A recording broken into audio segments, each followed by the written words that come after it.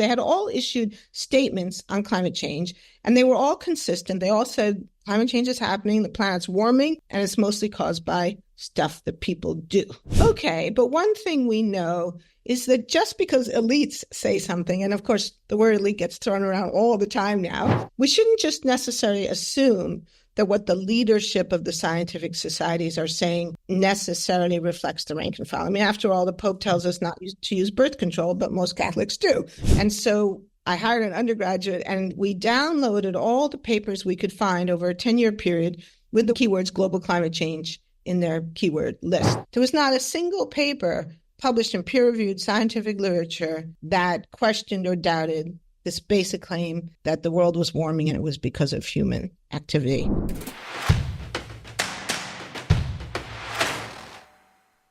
Welcome to the show. Thanks for jumping on. A big fan of the commitment that you've had in this space and the time and energy that you have spent to unpack, investigate, research, dive into what seemingly is less and less I don't know what the word is, but almost honored or understood, or the ability to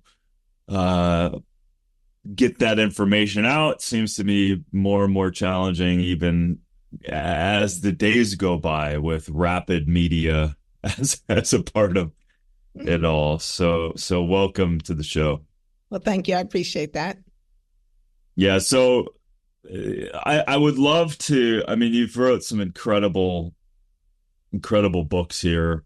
And I would love, the Merchants of Doubt is so fascinating. And I think it plays into everything that's going on now and continues. And then, of course, we'll get into the big myths, which was equally fascinating, because just a little bit of why I am so interested in this. I've threw myself in the middle of environmental awareness just by way of travel. I looked at botanicals all over the world for the better part of 15, 20 years. And when you see the world and you see what's going on, then it was very alarming. And so, which then got me into, we got a TV show and we started talking about it from a light perspective because, shows have to be entertaining. But again, the more people you meet, the more experts you meet, the more conversations you have, the more it completely opened me up to more and more, and becoming good friends with people like Paul Hawken and things like that. You just come to, and in the face of, you're seeing wild, weird arguments and the other side of it. You go, and I can see how people are getting, which is why you've kind of looked at unpacking this. And then just a quick little story is that I finished a book called Fatal Conveniences, which is going to dovetail, I think, into the big myth and things like that, because I was looking at the toxic exposures that we're getting from industry and from every product, and 60,000 chemicals. And I actually just had an amazing podcast with Chris Hansen, who was at 3M as a PhD student in the 90s. Yeah, fantastic. I'm glad you did that. And she's a fellow Minnesotan. So I'm from Minnesota. And my dad suffered from multiple chemical sensitivity. So these worlds collide. And then when you really, as you know, and you're so good at, when you actually are willing to look, you see things that you can't see unless you look. Right. And then that's, you can't see once you see them.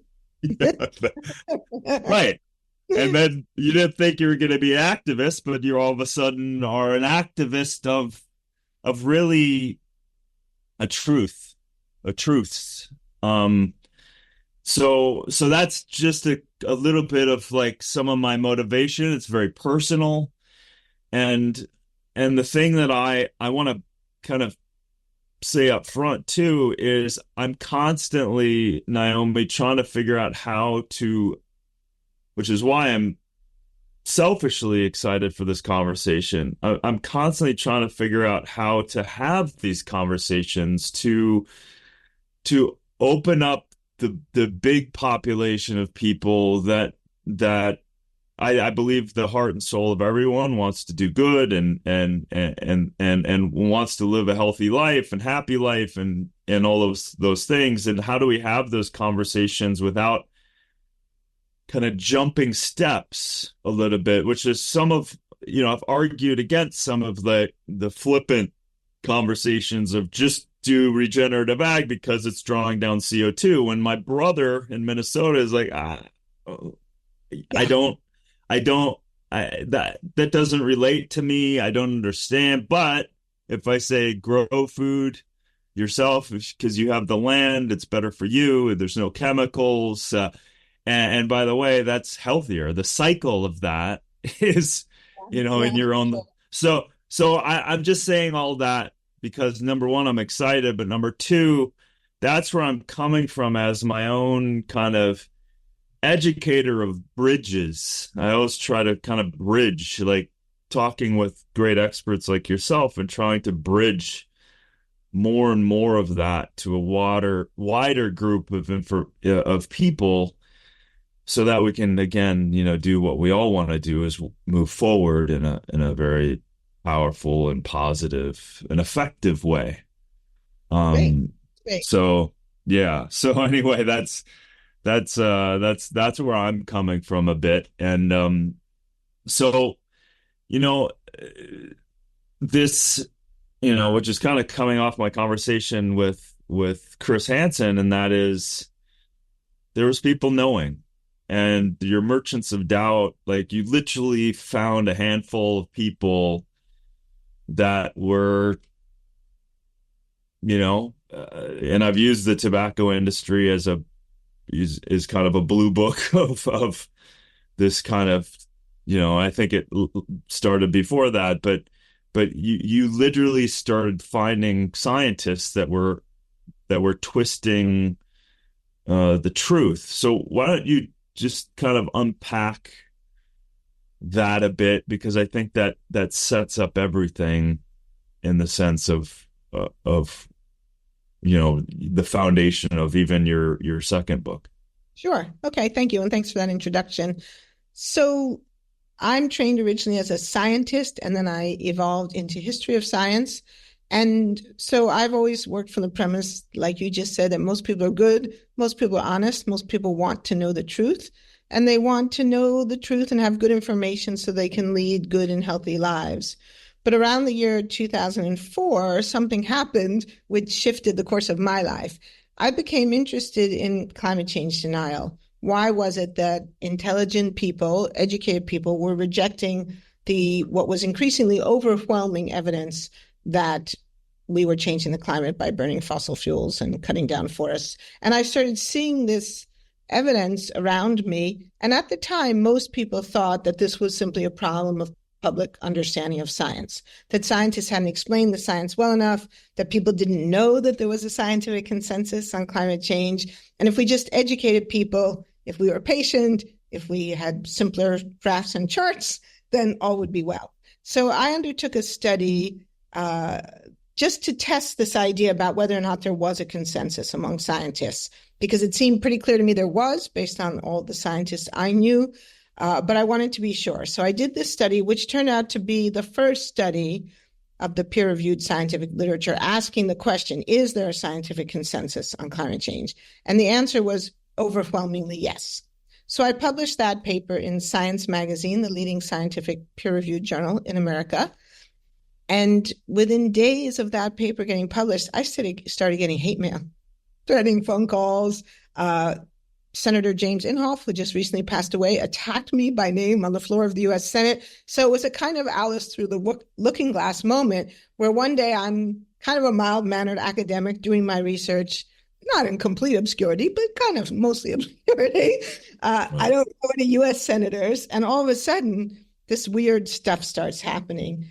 And so I decided to try to figure out what was going on. Who were these people? Why were they attacking me? And especially, I mean, these were educated people. I may disagree with Jim Hoft's politics, but he wasn't a stupid person and he wasn't uneducated. So why would intelligent, educated people reject solid scientific evidence? And this opened up a whole path of work that I've been doing now for 20 years, trying to understand the sources and motivations of disinformation and trying to understand the strategies and tactics that these people use to, frankly, confuse the rest of us. Yeah, that's a 12-part series right there, right? Right So there. I know. like the first thing, because you know it's these things become flippant throwaways within, like, so you're behind. So number one, you're behind the actual study that's looking at what the consensus is from a scientific perspective, because there's always people on these different sides that say, like, who did that? How do you know that? Now, where is that? Right? So that's the first thing. People are Yeah. like, I haven't seen that paper. Where is that? People are just making that up, and then they throw that away, which then starts them in their second, third, fourth points that they're trying to make. So I just want to zero in on that for a second. Like, how did you go about finding the consensus? Let's solidify that study for a second, because that's fascinating to me that you went out to go, like, hey man, let's talk to my colleagues and let's see what the hell is what they actually believe and what is going on. So how was that study done? And yeah, just talk a little bit about that. Great question. So I've been interested in the question of scientific consensus for a long time. My first book was about the debates over continental drift theory and plate tectonics in earth Oh. science. And I was very interested in this question because in the 1960s, when I was in high school, scientists came to a consensus in support of plate tectonics. But when I got to college, I learned that there had been a very similar theory proposed in the 1920s, the theory of continental drift, that scientists had rejected. And so when I got to grad school, I started thinking this would be a perfect place to study this question of how do scientists decide stuff? And when they tell us that something is true, what does that really even mean? I mean, when you think about it, this is a really fundamental question. And I was lucky and privileged enough in graduate school to be able to find mentors who agreed that this was a good question and supported me to change my career path from doing science to studying science. So this had been an interest of mine for a long time. And in the early 2000s, some weird stuff started happening in the world. And one of those specific weird things was I was listening to television in the old days when we used to watch television. Yeah. And Vice President Dick Cheney did an interview where he said, I think this was 2003, maybe, he said, well, I think there's a consensus that the climate is changing, but where there isn't a consensus is what's causing it. And I remember being like really stunned because I knew that wasn't true, because I attended scientific meetings. I went every year to the American Geophysical Union, and everyone there, all the scientists were all saying climate change is happening, and they were mostly trying to figure out how fast it would happen. So at the same time, I got invited to give a big endowed lecture at the American Association for the Advancement of Science. And I thought, okay, so this is kind of a hot topic. This would be a good topic for a big public lecture. And so the title of my talk was The Scientific Consensus, How Do We Know We're Not Wrong? So the whole question was, if scientists tell us something's true, how should we as ordinary citizens judge that claim? And so in order to explore that kind of broader meta question, I thought, well, I need some specific examples. So I started digging into this question about what scientists had to say about climate change. And so what I did at first was to find all the places where scientific societies had made statements about climate change. And it turned out there were a lot of them. The American Geophysical Union, the American Meteorological Society, the American Association for the Advancement of Science, the U.S. National Academy of Sciences, they had all issued statements on climate change, and they were all consistent. They all said climate change is happening, the planet's warming, and it's mostly caused by stuff that people do. So that was sort of the first part of my study. And then I thought, well, Okay, but one thing we know is that just because elites say something, and of course the word elite gets thrown around all the time now, but at that time that was a little bit of a radical thing for me to think, we shouldn't just necessarily assume that what the leadership of the scientific societies are saying necessarily reflects the rank and file. I mean, after all, the Pope tells us not to use birth control, but most Catholics do, right? So so I was trying to get at this idea of how could I judge, how could I figure out what ordinary rank and file scientists have to say? And again, this would be a totally easy thing to do now with Google Scholar, but we didn't have Google Scholar 20 years ago. So I turned instead to a database called the Web of Science. So this was a sort of earlier version of Google Scholar where all the scientific papers on a given topic were indexed. And so this was available through my university library. And so I hired an undergraduate and we downloaded all the papers we could find over a 10-year period with the keywords global climate change in their keyword list. And then we read them. And it was just about 1,000 papers, 900 something. And I asked my student to basically divide them into 3 categories. And I gave her a specific claim. So the U.S. National Academy of Sciences, the leading scientific organization in the United States, had issued a report to the Bush administration. So the Bush administration had asked them to write this report. So it wasn't for Greenpeace or the Sierra Club. And in it, they had said most of the observed warming over the last 50 years is likely to have been due to the increase in greenhouse gas concentrations. And so I said to my student, let's look at how many papers disagree with that. So in other words, the rank and file, the leadership had said something very clear, but did the rank and file agree? And so she calls me up a few days later. She goes, yeah, I read them, none. And I'm like, none? I actually thought, okay, maybe this is too complicated for undergraduates. So then I hired a graduate student. He read them and he goes, yeah, none. And I was like, okay, I have to read these myself. So then I read them. So all 3 of us read these and we all agreed the answer was none. There was not a single paper published in peer-reviewed scientific literature that questioned or doubted this basic claim that the world was warming and it was because of human activity. So I used that in my talk at AAAS, and my talk had a bunch of parts. It was an hour-long lecture, and at the end of the talk, the only thing people wanted to talk about was the slide that showed those results. And so I thought, oh, okay, people are interested in this. So I wrote it up, I sent it to Science Magazine, and they published it. And that's, as I said before, that's when my whole life changed. But it was really, it was sort of a simple thing, but it was original at the time because it turned out, I didn't think I was inventing a method when I did this, but it turned out no one had thought to do that before. Now people do stuff like this all the time. So I guess in hindsight, I could say that I invented this method.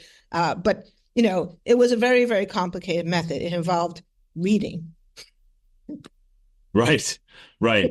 Well, it's also like science studying science, like you said. And I'm curious, like, so all of these people, all these papers had to come from different reasons of getting there. What were some of the top? We all hear the CO2 and the fossil fuels and everything else. Were all of those the same? Like, what were they coming from the same? And what evidence were they seeing? Like, I'm just curious, especially back then. What were the alarms that all of these scientists were kind of going, yeah, that's true, and that's what it's a great question. And one of the points I made when I talked about this at the time was, so these were papers published by scientists around the world, United States, Europe, Australia, Africa. They were many scientists who were independent of each other, not necessarily working in the same way or in the same place, and using a variety of different methods. So a big chunk of the papers we looked at involved climate modeling. And of course, modeling is a very, very important part of climate science because we're trying to understand what will happen to the climate system in the future if we change the chemistry of the atmosphere. And so to do that, you have to have modeling. And one of the things those models do is they look at the observed temperature records, so historic records of temperature, and they compare what they are today to what they would have been if the CO2 concentration in the atmosphere was unchanged.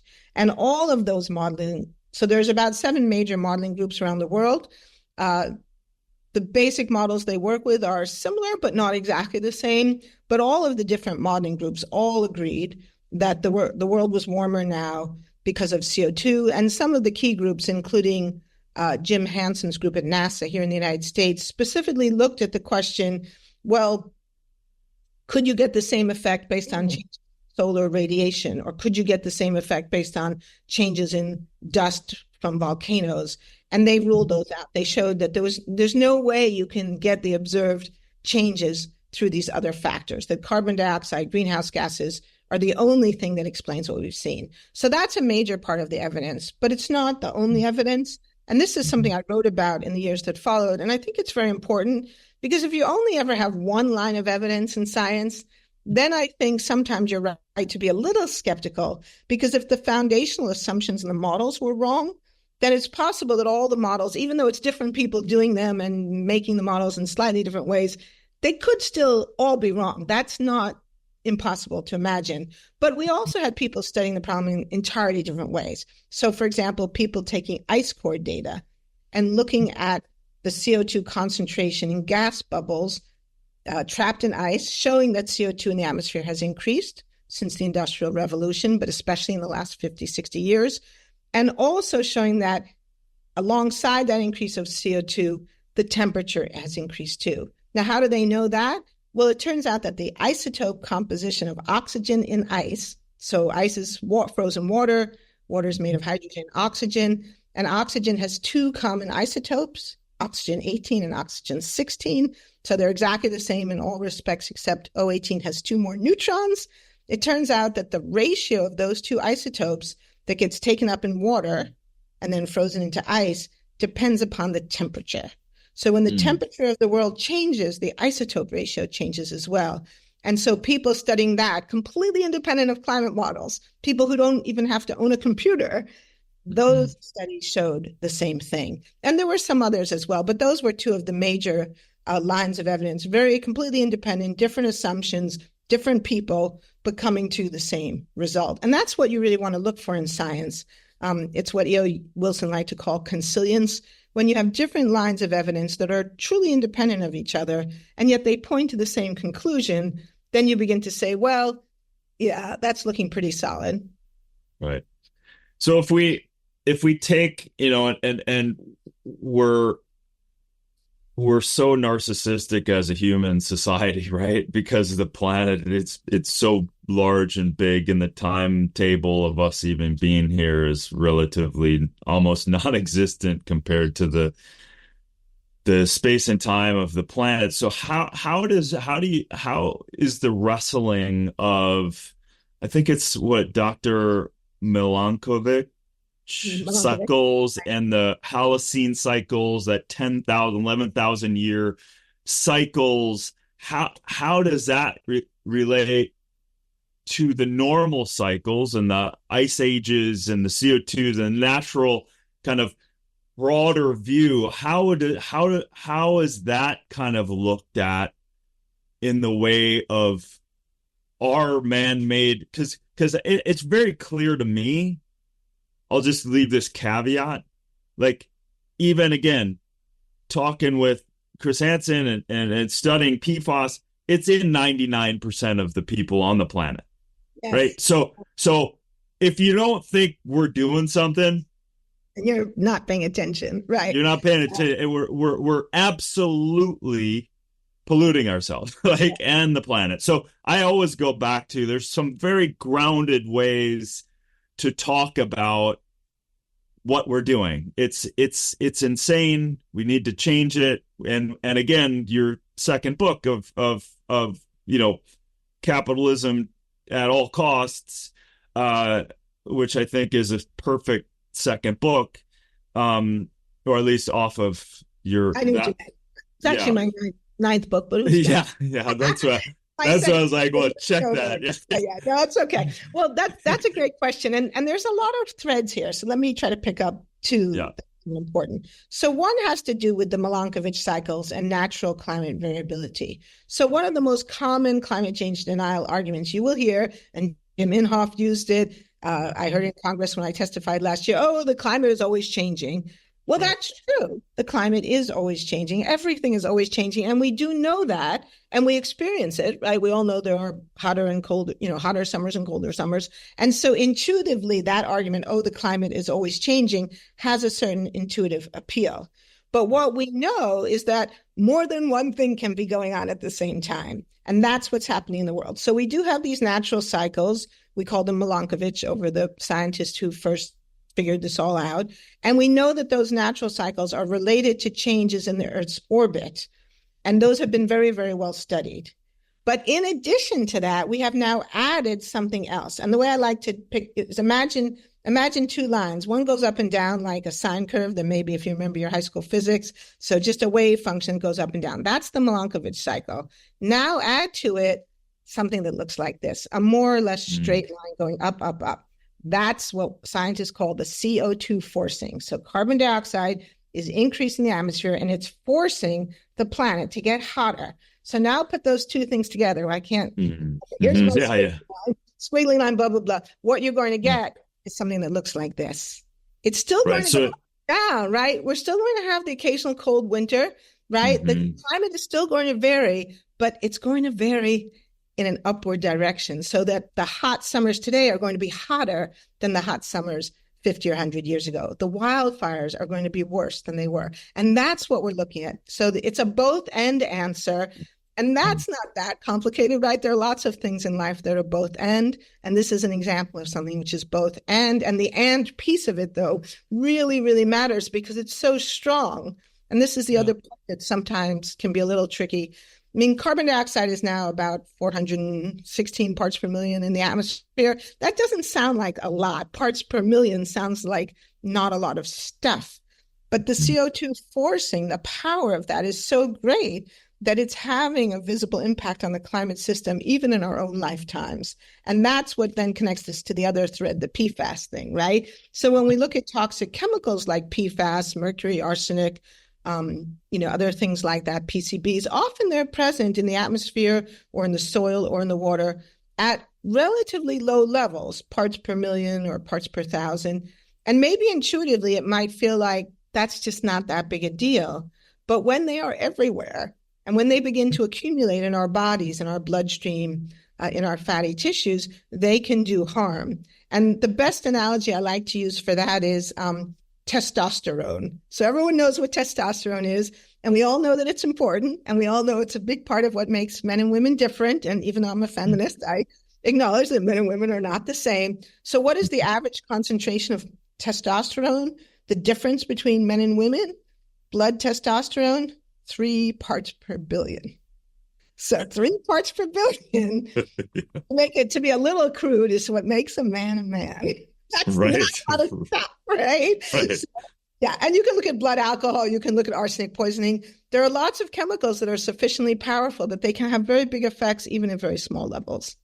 I love that you tied that in, and so thank you for that, and also thank you for explaining a very complicated kind of Millenniovich cycle as it relates to. So it's almost like that cycle is occurring, just like we're still flying around the sun.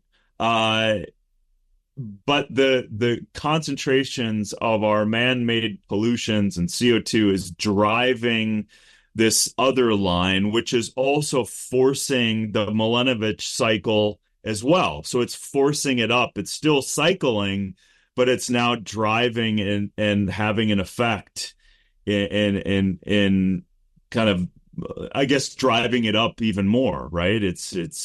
I mean, I guess the Milankovitch cycle is essentially unchanged, but it's like you're putting 2 different things together. So imagine, I don't know, I'm trying to come up with a good metaphor here. Imagine you're on a seesaw in a playground, but that playground is on the planet Earth, and the planet Earth is moving. Now imagine if somehow the planet went off its axis and went hurtling out into space. You'd still be going up and down on the seesaw, but now you're hurtling into the sun. It's something like that. You have to that metaphor. but it's complicated. But again, we go back to these myths. We go back to flippant conversation. We go back to a congressperson, Senate person just flippantly saying it always changes, and then and then they throw that away as if that's true when it's always more complicated. Mhm. Hell, just look at H2O. Like it's Exactly. like Here's an analogy. Like I have good days and bad days, we all do, but I'm also getting older, right? And if I exercise and I eat right, I might have more good days, but I'm still getting older. Like that doesn't change, right? The aging right, function, it's right, non-negotiable. So you can right. think of the CO2 forcing as being like that, except the big difference is that the CO2 function can be changed. If we could stop putting more CO2 in the atmosphere, we could actually, in effect, stop that aging process. So that makes it different than aging because there's actually something we could do about it. Right. And I love that. And it's something that, again, I'm going back to, it's if we talk about the the the result, let's call it CO2, let's call it the pollution, let's call we also lose, I think, the PR program. You've got the you've got the doubt and you got the other people throwing stuff out, but you also have a bad description, I think, of climate change because again, it loses, even though it's important and these are the big swings, I think it loses the grounded nature, which is why I was like, hey man, clean up your ecosystem. And by the way, because that you are that, and Right. that is you. And the mere creation of the PFAS, go to 3M in Minnesota, and it's one of the hot, that area of Oakdale is one of the highest forms of multiple cancers, because again, it's unregulated with monopolistic capitalism driving it, the god of the power and profit, right? So it's this thing, and then you go back to, hey, but we can lessen our exposure, and here's where it's all showing up in the world and you in your world. So don't buy that Scotch Guard, and don't necessarily put that stain resistant t-shirt, don't buy that one anymore. So it's that's where I like to collapse the big to the small and small to the big, so that people can make that, you know what I mean, like Absolutely. Absolutely. Yeah. Well, and I think that that's another one of the important threads here. So why is this hard for people to accept? Well, I think it's hard to accept because it's bad news and no one likes bad news. You don't like bad news. I don't like bad news. No one likes bad news.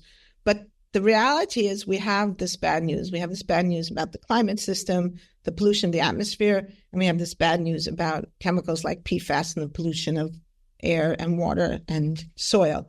So what do we do about that? For a lot of people, our lives are busy. We've got enough to worry about with paying the rent and paying the bills and getting the kids to school on time and making lunch and everything else. Most people just, it's like it's too much. You think, I don't want to hear it. I can't do anything about it. But that's where I think my work and the work of the people I work with comes in, that we can do something about it. Because companies like 3M or ExxonMobil want us to believe that there's no choice.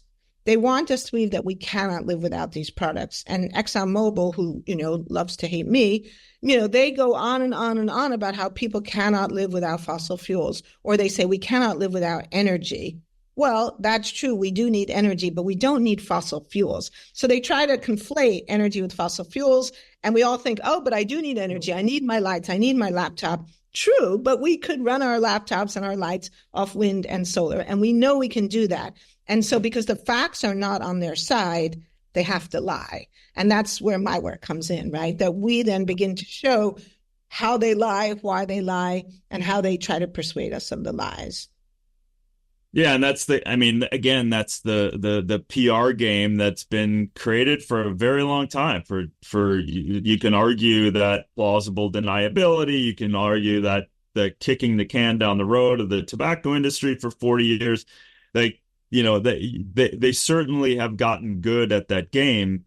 But I believe in like an implosion. If you're so divorced from from really the understanding nature and like there's an inevitability of an implosion that's happening. I think it's happening. Like I'm starting to say I'm involved with some other tech companies and clean energy tech. And I mean, we've gotten calls from cities in California that the PG&Es and Edison, they're pulling out because they can't deal with the inevitably there's going to be a fire and all of this stuff. So, and then you have AI and you have data centers, you have all of this infrastructure that needs what? It needs power. And so, but I think it's weird to say that, yes, is it imperfect? We need to work together.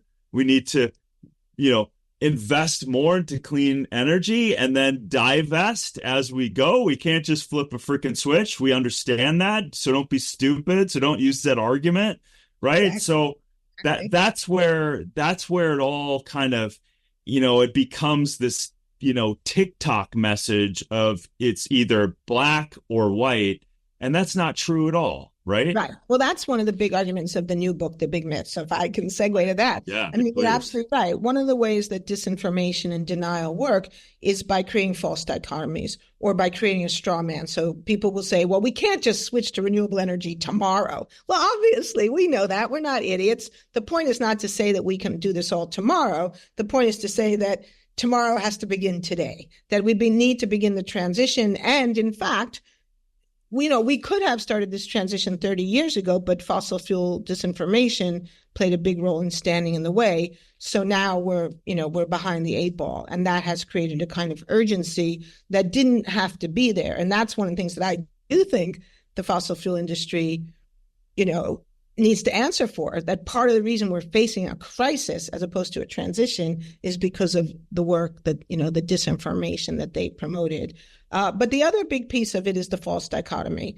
And so the new book is about exactly that. So one of the ways that companies like ExxonMobil, like 3M, have pushed forward this deregulated environment that we live in, where toxic chemicals are introduced into the market every year with very little accountability, very little safety review, is because the private sector in this country, not the whole private sector, but a big chunk of the big corporations, the big Fortune 500 companies that everyone has heard of, like General Electric, who we talk about a lot in the book, DuPont, or trade associations like the U.S. Chamber of Commerce, the National Association of Manufacturers. These groups and these corporations have pushed a radical free market ideology to say government regulation is bad, government is bad. You just have to trust the market, let the market do its magic, and everything will be fine.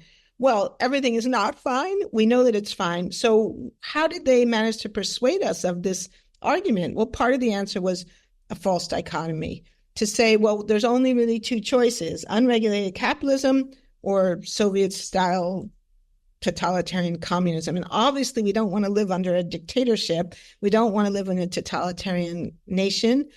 We don't want to suffer the way ordinary Russian people suffered under the Soviet Union. And therefore, the only alternative is a completely deregulated capitalist system. Well, that's clearly false. And so part of the point of our book is to reclaim that excluded middle and to say, actually, we have a lot of choices in between. And we have a lot of examples, both from history, even from our own history, the history of the United States.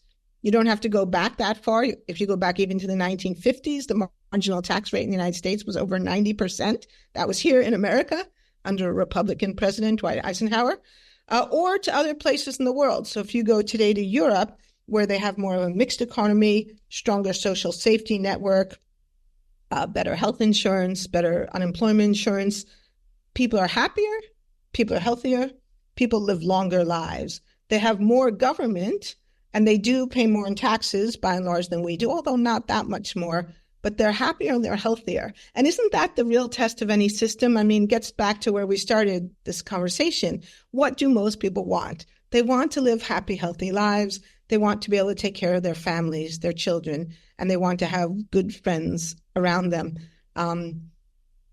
It turns out that the system we've built in the United States doesn't actually do that very well. Most of us are not that healthy, and a lot of us are not that happy. In fact, one of the things I find most shocking about the state of affairs in America today is how actually desperately unhappy so many Americans are.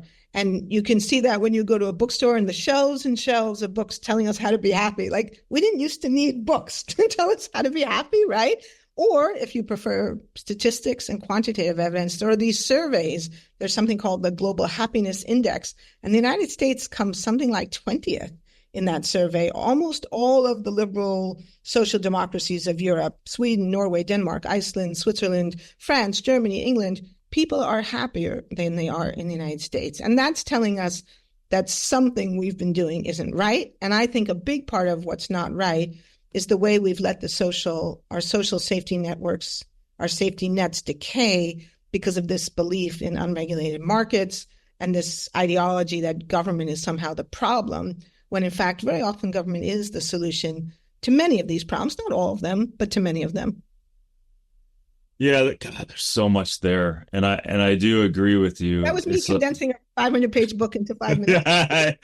Yeah, no kidding. I want to strongly encourage people, because it's the books. I haven't gotten through all of them, but my God, it's so fascinating. I am just enthralled with both of those books, because I care deeply, and I'm trying to create in my own way infrastructure to support, things getting done, from a big picture to, the sovereignty of choice of an individual. Like, you can choose to not put, that toxic material on your body. For the most part, obviously there's economic constraints in certain ways. But the thing I want to say is, like, I've been able to, because we're developing another docu-series, and so I've been able to talk extensively to Austria, Denmark, Finland. Finland now is this, like, I think several years in a row now is the happiest place on the planet, right? I know, which you wouldn't have predicted considering how cold it is there, right? Exactly. So they've had to overcome,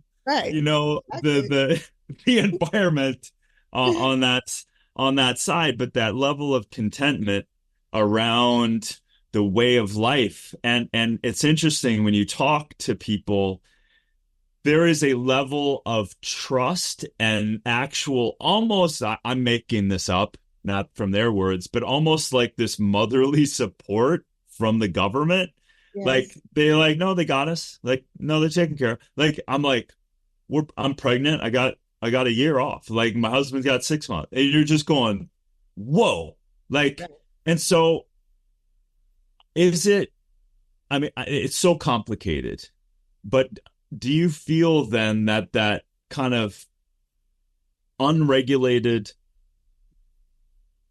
pursuit of capitalism with no regulation, do you think that's eroded? Because, well, I have many thoughts. Number one, we don't trust anything right now. You have someone saying something and they're saying something the other time, and then they're denying that they said it. Like, you have all kinds of shit coming out almost every week going, what the hell is going on? You're seeing from my perspective, two presidents. Like, is that the best we got? Like, come on. Like we are a great country, and you're faced with, why is it the lesser of two evils rather than two of the best to choose from? Like, so my point to all that is not to get into a political side of it, but to set up the fact that we are not trusting the government like these other people. We don't have the legacy of that supportive nature. So it's hard to go like, yeah, go ahead and regulate it because I trust you over the government, when it's now kind of, slammed into, like, I kind of don't trust both of you. So what is our steps forward? Because listen, you've touched a passionate side of me, but when I'm doing my study, I had 15 researchers going through stuff. So I was reading a lot, and I was going through, and I was swearing a lot, going, these people knew this, they knew that, they plausible for this, they didn't do that, they didn't regulate that. And I'm going, what the hell is going on? And then all of a sudden you go, we get a Toxic Control Act that they initiated because what? Because the regulation bodies, they didn't do their original job. So that's the frustrating thing. Like, and now luckily we're getting things out that on the good side of social, we're getting some of the chemicalized exposures, but it's like, why the hell is this on our shelves? So in the first place, so the mistrust, I hope around corporations pushes back, but it's like, how do we rectify this mistrust in the government and this mistrust in the marketplace? How do we come back to center again and kind of rebuild this? Well, it's definitely tricky. And it's another one of these examples where there's a lot of intertwined threads. But if we go back to the Finland example, because I think that's a good place to start. So as you said, people in Finland basically trust their government because, in fact, their government has their backs. And lots of studies show this, that countries where people are happy are generally countries where there's a strong social safety network. So people aren't worried that if they get sick, they'll be bankrupt, or worried that if they lose their job, they'll lose their health insurance. So then the question is, well, why don't we have those kinds of social safety networks in the United States? And why don't we trust our government? And that's where our book, I think, does a lot of useful work to explain this. So what we show in the book is that we have been subject to a campaign for more than 50 years of people telling us not to trust the government. And those people were business leaders who wanted deliberately, consciously, knowingly to undermine our trust in government because they didn't want the government regulating their businesses. They wanted the right to just run their businesses however they pleased, no matter who it hurt. They didn't want the government regulating pollution. They didn't want the government setting minimum wages.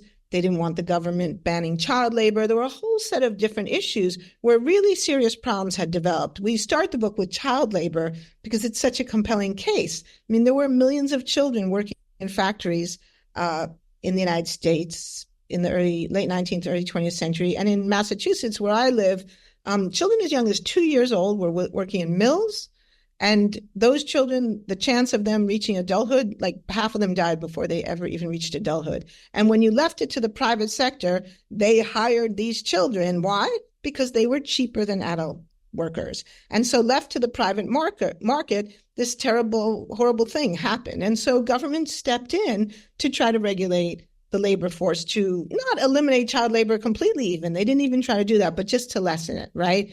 And so this begins this campaign on the part of the American private sector to fight back against government regulation, and to do it by trying to persuade us that government regulation was bad because it threatened our freedom. And so in the book, we show how this argument goes all the way back to the early 20th century, but it doesn't really work for a long time because people see that child labor is pretty horrible. People see that minimum wage laws are actually pretty good. And there's a whole kinds of other stories we tell in the book as well. But then it shifts with Ronald Reagan. And, there are some things in history you can never 100% explain why. Like, why does Reagan succeed where all these people before him failed? But I think we know some of the answer. Some of the answer is that he was super charismatic. He was a very effective communicator. But what's not talked about so much is also that he was bankrolled by the General Electric Corporation and by business leaders associated with General Electric, who basically funded his transition from being an actor into being a politician. And Reagan runs for office on this deeply, deeply anti-government campaign. Government is not the solution to our problems. Government is the problem. The scariest words in the English language, I'm from the government here to help. And he successfully, with the help of corporate America, begins to shift the Republican Party. The Republican Party before Ronald Reagan was not anti-government. Dwight Eisenhower was not anti-government. Even Richard Nixon, for all his weirdness, was not anti-government. Remember, Nixon imposed wage and price controls.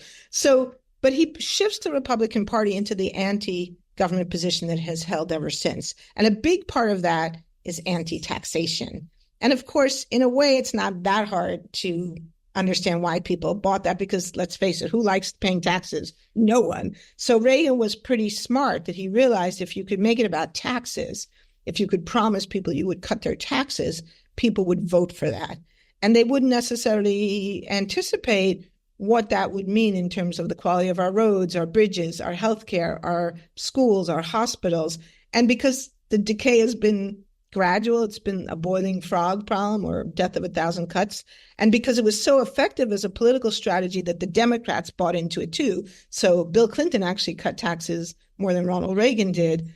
We've seen 60 years of declining revenue base for the federal government, which has made it harder and harder for the government to have our backs. And so now we have this bad situation where the government truly doesn't actually take care of us. So then a lot of people say, well, why should I believe in government when government doesn't help me? And so now we've got to, well, not to be too self-serving, people need to read my book. No, just kidding. But I mean, it's important for people to understand what has happened so we can begin to reclaim the appropriate role of government. And I think Obama began that with Obamacare. I think Joe Biden has tried to do it with the Infrastructure Act, but it's been a real uphill battle for both of those presidents because the American people have gotten used to paying very, very low rates of taxes. Now, of course, the answer I would say is we don't actually all have to pay more taxes. Again, if you go back to the Eisenhower period, much higher marginal tax rates on the very wealthy. So that would be an obvious place to start.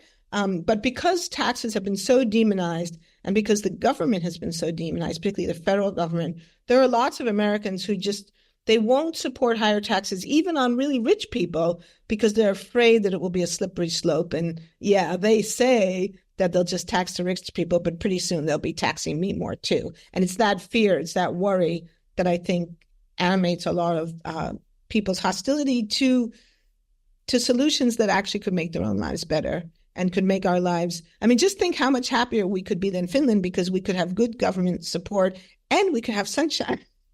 You know? Yeah. Yeah,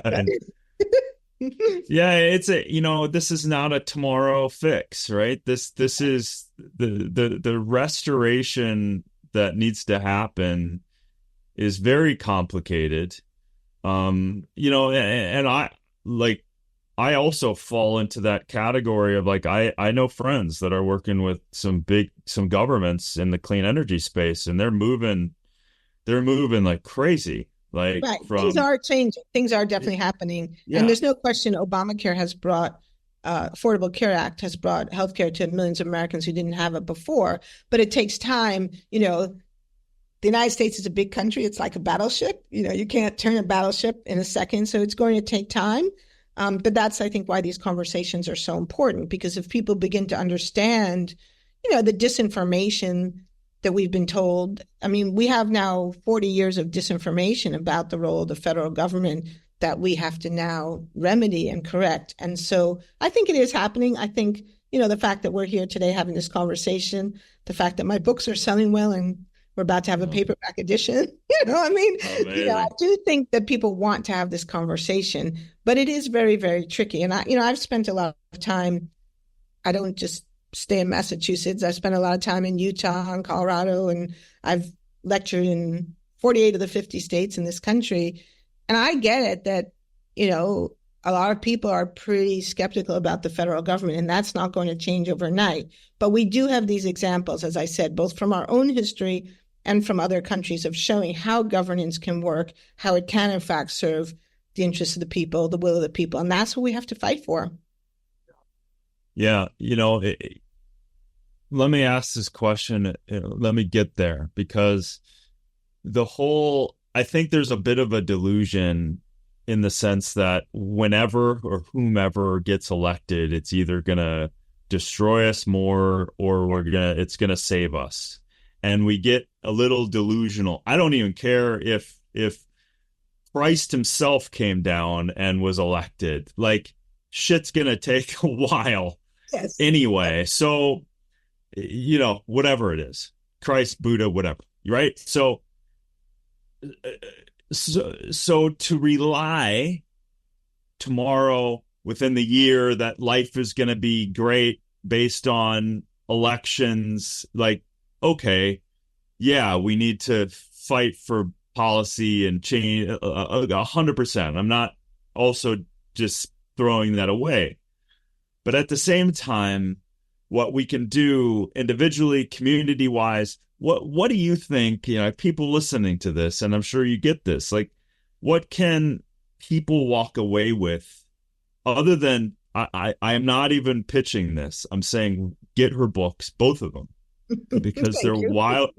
Well, I mean that very groundedly, because which is why I was so excited to talk with you, because it's rare air to find the depth of a subject that is so complicated on its face anyway, Mhm. that you can then go, oh, it actually allows me to breathe a little better, because you're getting at the nuances, but you're getting at the truth. And when you understand something, you have more agency.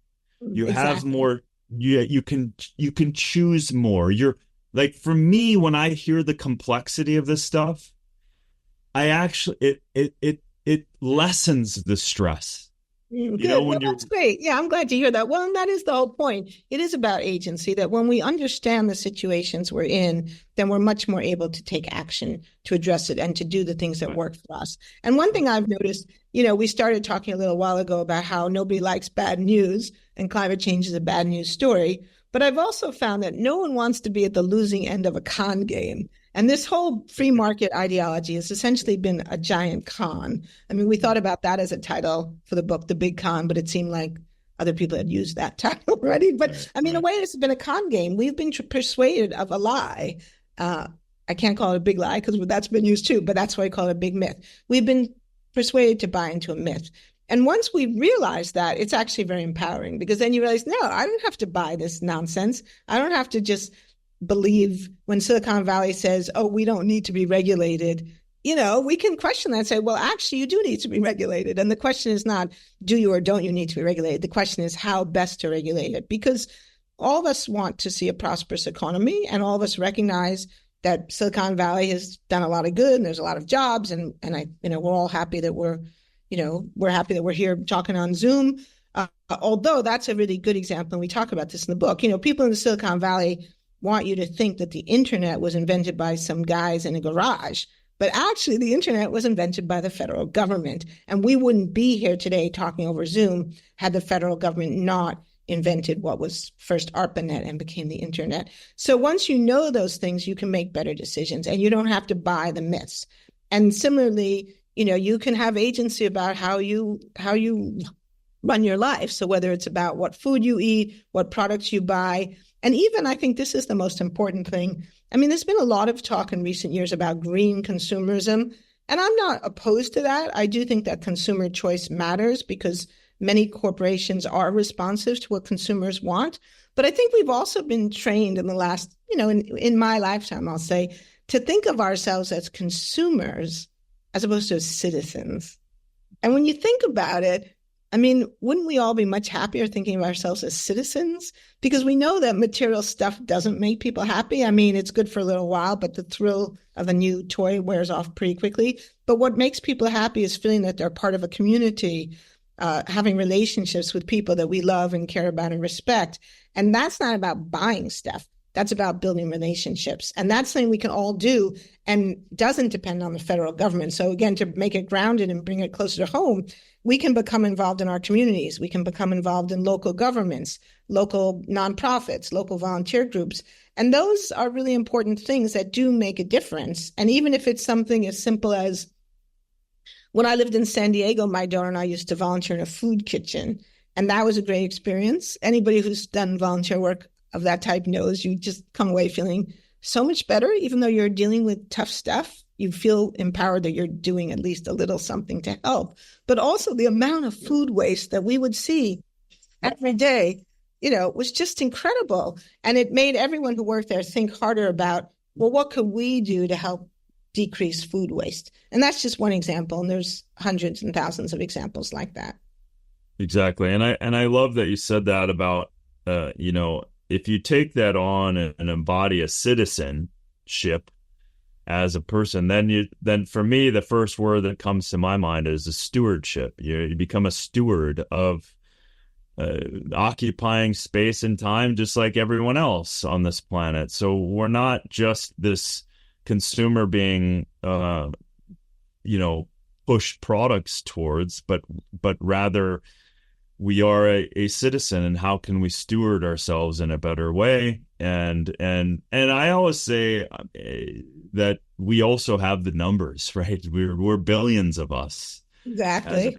and so that's where it's really exciting to know, and the more conversations and the more people are willing to kind of see the nuances of all of this stuff, that it's not light switch quick answers. There's a complexity to all of this stuff, but also within that complexity and understanding, I mean, knowledge literally is power. Like, and that's, Right. and it's fun to learn, and it's fun to be kind of curious in that stance, instead of thinking I know, because man, I don't know about you, but I've been in the health space for a long time, and the things that I thought I used to know in college as opposed to now, like it's like, it's wild. But anyway, I'm so grateful for this conversation. Hopefully many conversations. Right. Yep. And maybe next time in California we can do this live. So yeah. Let's do it live. But where can people follow more work that you're doing, get all of your books, and Okay. certainly So our books are thoughts? available at good bookstores everywhere, all the normal online. I like to pitch bookshop.org. If people don't know about it, it's a website that connects. You can order any book you want, and it will find a local independent bookstore and have it sent to you directly from there. So that's a great way to support independent bookstores, bookshop.org, or obviously any of the standard online book retailers. Paperback is coming out early next year. So from The Big Myth. So you could start with Merchants of Doubt, which is already in paperback in a second edition. And if you like it, and you're willing to read more, then The Big Myth will be out in paperback soon. I have lots of podcasts on the air. Of course, obviously this will be the best one. My TED Talks, I have 2 TED Talks. I'm easy to find. My name is unusual. If you Google Naomi Oreskes, you'll find my homepage. You'll find links to lots of other things. So the one advantage of a difficult to pronounce and difficult to spell name is that I'm easy to find. Right. Well, again, it's not easy to put yourself out there, and your willingness, even in the early days of taking fire. I'm glad you dug your heels in and decided to keep going, because it's easy to not expose yourself, and as a scientist studying science, and to be able to put yourself out there and communicate effectively, and have your heart in the right spot. It's just a beautiful combination that you embody. And I'm grateful for the work that you've done, and the work that you're doing, and the work that you will do. And please stay connected. And I know my audience is going to love this conversation. Well, thank you. I appreciate the support and the appreciation. It's been really a pleasure speaking with you today. Yeah, you bet. Okay.